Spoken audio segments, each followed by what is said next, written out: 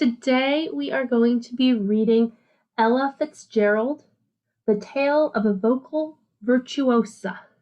It was written by Andrea Davis Pinkney and Brian Pinkney.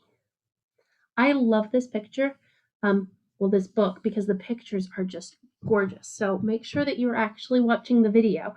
You get to see them.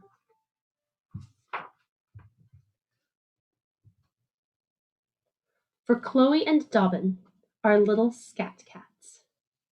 Track 1, Hoofin' in Harlem. Track 2, Jammin' at Yale. Track 3, Stompin' at the Savoy. Track 4, Carnegie Hall Scat. Oh, look, you can tell this is New York City because of the skyline.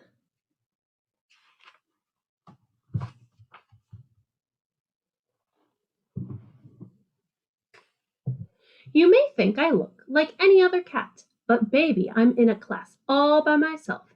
Scat Cat's my name, Scat Cat Monroe, a name I've earned. I got my name from knowing Ella Fitzgerald, the queen of scat. What's scat, you ask? Scat's the sound that don't hold back. Ella's sound. That was scat. Singing is so supreme, music's velvet ribbon dream. Let me tell you Ella's story, 'cause you see I was there from the get-go. I saw it all. Me, Scat Cat Monroe. I watched Ella go from a small-town girl to the first lady of song to a vocal virtuosa, bar none. So sit back, listen up. Here's 4 tracks, cut to cut. Here's how Ella got her sound, got her silken silver style, got her Lady Ella scat. Track 1, Hoppin' in Harlem. The child's name was Ella. She was a big-boned girl with dreams of becoming a dancer. But there weren't many dance schools in Yonkers, New York, the little city where Ella Fitzgerald and her mother, Tempe, lived. Ella had her heart set on pretty steppin' her way to fame, and she didn't need a dance school to do it. She taught herself to tap dance. Determination was her teacher. The sidewalk was her stage. Imagination was her spotlight. In time, Ella and her friends took to performing on the street corners. When Ella's neighbors saw her go, they told Ella to strut her shuffle in Harlem, to take her hoofin' to New York, the big city, where dreams really do come true. So she lived a little bit outside of where we are. She lived up in Yonkers. And they told her, go to Harlem. That's where we are. That's school. And do what you do best. That's when Harlem became Ella's stomping ground. On the night of November 21st, 1934, Ella entered a talent contest at the Apollo Theater. Ooh, I don't know. Have any of you been to the Apollo Theater? Years ago, we actually got to go sing at the Apollo Theater, our choir. And it's still there today. They still have talent competitions, even though this happened such a long time ago. She was 17 and scrubbed clean down to her toe jam. But as soon as Ella saw the footlights, her feet failed her. The footlights are the really bright lights on the bottom of the stage that shine up at you so everyone can see your face really well. She stood front and center, knees knockin', teeth clackin', a wannabe with a stomach full of butterflies. And the girl was hardly dressed to impress. She wore work boots and hand-me-downs. Ooh, have any of you ever felt nervous before a performance? I definitely have. Luckily, Ella was thinking on her toes. She refused to be booed back to Yonkers, so she started to sing. At first, her voice came quiet as a whisper, a measly little hiss, soft as a cricket. But when the band joined in, Ella rolled out a tune sweet enough to bake. She won the contest straight up, kicked her dance dreams to the curb, and pinned all her hopes on being a singer. I was there in the wings watching it all, swinging to Ella's groove, wearing a grin as big and as proud as the Cheshire Dude. 17 years old when she won that competition. Track 2, Jammin' at Yale. Soon, Ella had audiences eating out of her hand. She went on to win talent showcases all over Harlem. In 1935, the Harlem Opera House signed her as a featured singer. One night, Bardou Ali, the master of ceremonies for Chick Webb Orchestra, saw Ella perform. That's when Bardou knew that Chick needed Ella and that Ella needed Chick. That the two of them could make beautiful music together. But you see, Chick was a finicky bird, easy to ruffle, hard to please, a perfectionist. He was a jazz drummer who liked his music hot. Swing music was Chick's style, cut-the-rug rhythms that put the pulse on the party. He believed folks came to hear the instruments in his band, not some singer. Besides, he already had a singer for his orchestra, a guy named Charlie Linton. What Chick didn't know was that Ella's voice was its own instrumental. Look, there he is. There's Chick.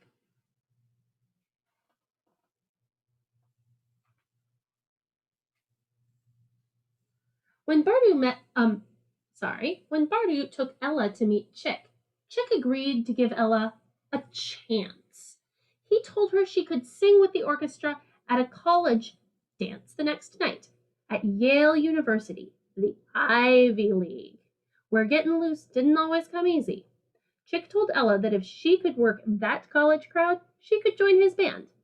So Ella went to Yale with a purpose. And man, once Ella started to sing, she had the Yaleys jamming. That night, Chick welcomed Ella to his band. He took her under his wing, and the two of them flew to the Savoy Ballroom, the hippest dance spot in Harlem. Wow, so she impressed him by making some people who didn't normally get up and dance to jazz music get up and dance. Very wonderful, very impressive. Track 3, Stompin' at the Savoy. Ooh, look at all of those dance moves. She's practically flying. The Chick Webb Orchestra had a regular gig at the Savoy. Night after night, they played to a house packed tighter than the A train. The place was crammed full of folks who'd come to shake their tails to the orchestra's sound. And honey, yours truly could shake with the best of them. You ever see a cat do the kangaroo, the Lindy Hop, the Susie Q? Those were the moves they danced to the Savoy. Danced while Ella belted from the bandstand. It was Chick's drumming that pulled people onto the dance floor. It was Ella's singing that kept them there. Ella was not like other high-flotten singers. She never forgot where she came from. She remembered that her first work as a performer had been on the street. After Ella sang, she stepped down from the stage and danced with her fans. Ella let them know she was one of them. She showed them she could kangaroo too. She stomped at the Savoy like any other paying customer.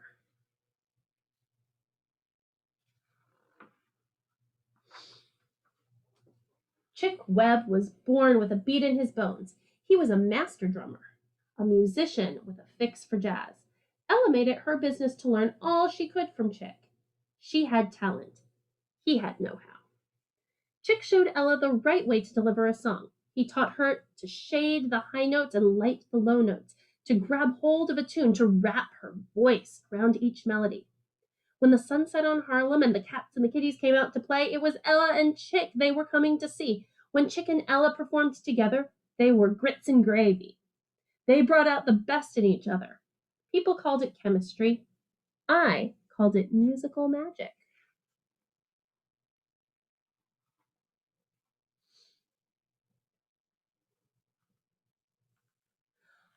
On May 11th, 1937, the Chick Webb Orchestra took on the Benny Goodman Orchestra in the Savoy's Battle of the Bands.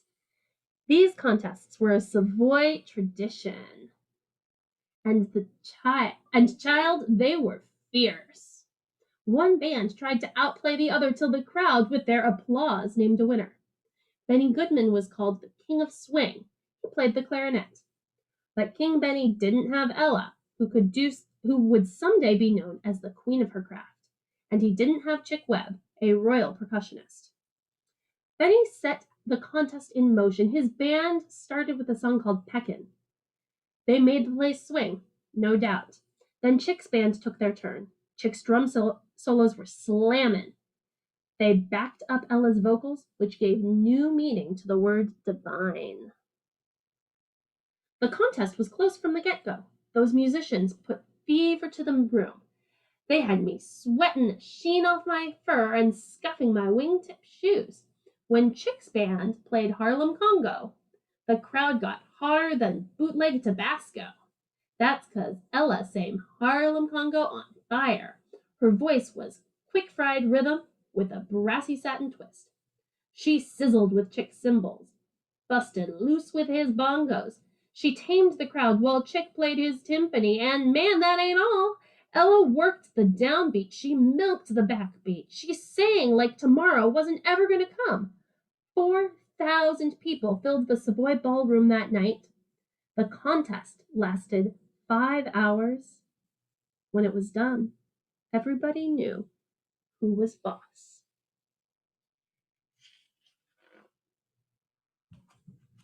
Track 4, Carnegie Hall Scat. The Savoy was Ella's stepping stone. Thanks to nightly radio broadcasts from the club, Ella was the name sitting pretty on everyone's lips.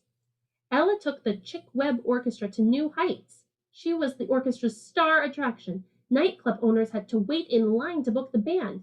Some of them had never had a black singer perform at their clubs. Ella's popularity showed them that a true star has no color. It just shines. Ella could even put stardust in a ditty. In 1938, she and Al Feldman, a member of Chick's band, wrote a song and recorded A Tisket, a Tasket. Oh, you guys probably know that one. A tisket, a tasket, a green and yellow basket. Man, when you're an alley cat like me, you hear all kinds of hopscotch chatter and jump rope jive. A tisket, a tasket wasn't nothing more than a nursery rhyme chanted a million times a day by kiddies from Sugar Hill to Hollywood. But to hear Ella swing that brown and yellow basket was a whole nother thing. A tisket, a tasket was a smash hit. In time, folks came to call the song a jitterbug spiritual.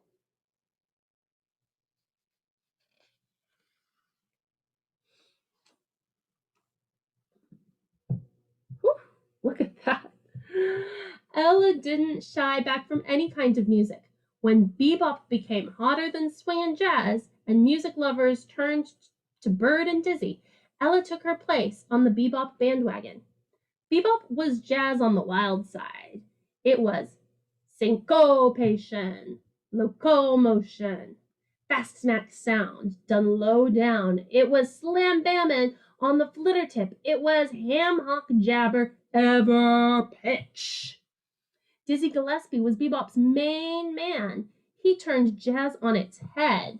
With his trumpet, he could blow notes into backflips, into flattened fifths, into popcorn blips that flung free from his horn. Dizzy asked Ella to join his band. He invited Ella to give bebop a try, to improvise, to sing the ping-pong rhythms that gave bebop its sound.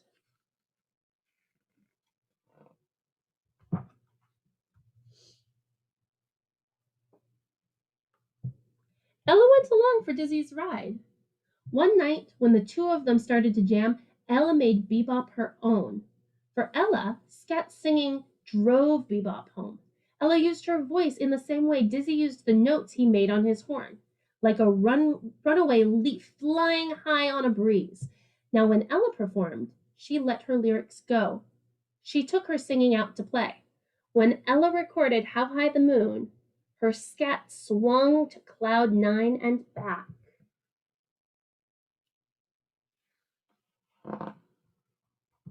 On September 29th, 1947, Ella and Dizzy headlined a sold-out performance at Carnegie Hall. We've been there too. They brought bebop to the high and mighty concert stage. But the show was far from uppity. It was fun. Dizzy's trumpet chirped, it zipped, it sputtered in double-time tempo. Dizzy bounced his bebop to Ella. Ella's singing hung fast to Dizzy's rhythm. Ella shot him back her scat. Man, those two were making music up in the moment. It was invention. It was frolic. It was cooler than cool. Ella put scat on the map when she and Dizzy threw down their skippity hop doody bop. Every soul in the place skipped to the jam.